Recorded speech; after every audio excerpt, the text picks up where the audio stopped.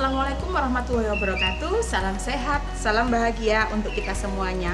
Perkenalkan, nama saya Nur Fadila, salah satu CKP dari Kota Pasuruan, Angkatan 6. Pada kesempatan kali ini, izinkan saya menyampaikan tugas koneksi antar materi untuk modul 2.3 tentang coaching untuk supervisi akademik. Untuk tugas kali ini membahas tentang refleksi dan kesimpulan dari pembelajaran di modul 2.3. Yang perlu saya sampaikan adalah saya sangat senang dan tentunya bangga karena memiliki kesempatan untuk bisa mendapatkan pendidikan melalui program guru penggerak untuk mempelajari teknik coaching.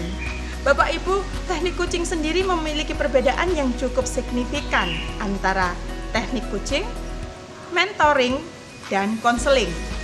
Pada kesempatan kali ini saya sampaikan bahwa teknik coaching bisa kita laksanakan atau kita terapkan. Yang pertama, kepada guru atau rekan sejawat kita. Kedua, bisa kita terapkan kepada seluruh siswa atau peserta didik. Dan yang ketiga, kepada TAS, tenaga administrasi sekolah. Seperti yang sudah saya sampaikan sebelumnya, bahwa proses coaching bisa kita laksanakan kepada rekan sejawat kita atau guru. Perlu saya sampaikan bahwa ada 3 prinsip dalam proses coaching. Yang pertama, kemitraan. Kedua, proses kreatif. Dan yang ketiga, memaksimalkan potensi. Kita berharap bahwa proses coaching yang kita lakukan mampu memberdayakan teman sejawat kita dalam proses pembelajaran khususnya. Kita tahu pada proses pembelajaran terdiferensiasi ada hal-hal yang perlu kita pahami. Yang pertama, tentang kebutuhan murid, di mana dalam kebutuhan murid itu ada yang namanya kesiapan belajar, minat belajar, dan profil belajar. Selain itu, dalam pembelajaran terdiferensiasi, kita juga harus memperhatikan proses diferensiasi itu sendiri. Antara lain, diferensiasi konten, diferensiasi proses, dan diferensiasi produk. Dalam perjalanan pelaksanaan pembelajaran terdiferensiasi, kita perlu melakukan coaching atau berbagi praktik baik dalam upaya meningkatkan pembelajaran. Disinilah proses coaching bisa dikatakan mampu membuat rekan sejawat kita bisa merasa lebih nyaman dalam proses berkembang. Harapan kedepannya, proses supervisi akademik bisa kembali ke marwah yang sebenarnya, yaitu tidak menghakimi, akan tetapi lebih pada meningkatkan kompetensi dari guru itu sendiri. Proses coaching kepada rekan sejawat juga bisa kita lakukan dalam upaya meningkatkan kompetensi sosial emosional. Kita tahu bahwa ada 5 hal yang perlu kita sadari. Antara lain kompetensi tentang 1. Kesadaran diri, manajemen diri, kesadaran sosial, keterampilan berelasi, dan yang terakhir pengambilan keputusan yang bertanggung jawab. Dari kelima kompetensi tadi yang saya sebutkan, harapannya dengan proses coaching kita bisa membantu mereka memenuhi kompetensi tersebut melalui kegiatan pembelajaran maupun kegiatan-kegiatan yang lain di sekolah dalam upaya meningkatkan budaya positif di sekolah, sehingga timbul sinergi antar guru, pegawai, dan seluruh siswa. Coaching yang kedua adalah coaching yang bisa kita lakukan dengan siswa. Kita tahu bahwa proses coaching dengan proses konseling memiliki dasar yang berbeda.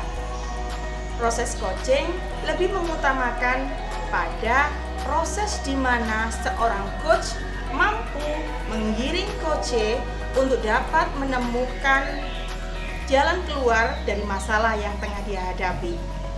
Pemberdayaan dari coach sendiri menjadi fokus utama agar mereka lebih kreatif dalam menyelesaikan masalahnya, utamanya dalam menangani masalah yang berkaitan dengan pembelajaran, pelaksanaan keyakinan kelas, pelaksanaan keyakinan sekolah, serta budaya positif yang diberlakukan dalam sebuah sekolah. Dalam pengembangan PSE, proses coaching juga sangat memiliki peran yang luar biasa. Kita bisa melaksanakan proses coaching kepada siswa dalam upaya kita meningkatkan kompetensi siswa tentang sosial emosional mereka. Hal ini bertujuan agar mereka mampu menjalankan segala tugas perkembangannya tanpa ada kesulitan. Coaching yang ketiga adalah proses coaching dengan TAS, tenaga administrasi sekolah. Proses coaching lebih pada memberdayakan tenaga kependidikan sekolah untuk dapat mengembangkan potensi sosial emosional mereka. Kita tahu bahwa tenaga administrasi sekolah merupakan salah satu pihak dalam sebuah ekosistem pendidikan yang akan membantu kita dalam menciptakan budaya positif. Kita berharap bahwa setiap tenaga administrasi pendidikan mampu mengembangkan diri melalui beberapa hal yang ada dalam sosial emosional mereka. Yang pertama, kesadaran diri, manajemen diri, kesadaran sosial, keterampilan berelasi, dan pengambil keputusan yang bertanggung jawab. Dari kelima hal ini, harapannya mereka sukses bisa berkolaborasi dengan rekan sejawat mereka, dengan para guru, dan juga dengan para siswa, sehingga timbul sebuah kolaborasi manis dalam lingkungan sekolah. Saya percaya bahwa keterampilan dalam proses coaching harus terus diasah, karena hal ini merupakan suatu kebiasaan komunikasi. Komunikasi antara guru dengan rekan sejawat, komunikasi antara guru dengan siswa, komunikasi antara guru dengan TAS. Komunikasi ini dibalut dalam sebuah proses coaching, di mana mereka lebih mengutamakan kemitraan, kesejajaran, proses kreatif, serta lebih memaksimalkan potensi dari si coach itu sendiri. Tidak menggurui, akan tetapi selalu menggali ide-ide segar dari si coach itu sendiri. Kita percaya bahwa komunikasi yang efektif mampu membuka ruang luar biasa dalam berkolaborasi dan berinovasi dalam sebuah ekosistem sekolah. Kita percaya juga apabila komunikasi dilaksanakan secara efektif, pembelajaran yang dilakukan di kelas juga bisa terlaksana dengan baik. Yang pada akhirnya proses pembelajaran itu mengantarkan anak-anak didik kita menjadi pribadi yang bahagia dan tentunya sukses sesuai dengan bakat minat mereka. Demikian refleksi dan kesimpulan yang bisa saya sampaikan untuk modul 2.3. Semoga bisa menginspirasi kita semuanya dalam upaya menjadi coach yang lebih profesional. Kita akan selalu terus bergerak dan terus belajar agar menjadi coach yang luar biasa, sehingga akan timbul ekosistem yang luar biasa dalam sekolah kita untuk menjadikan sekolah kita menjadikan sekolah yang berbudaya positif.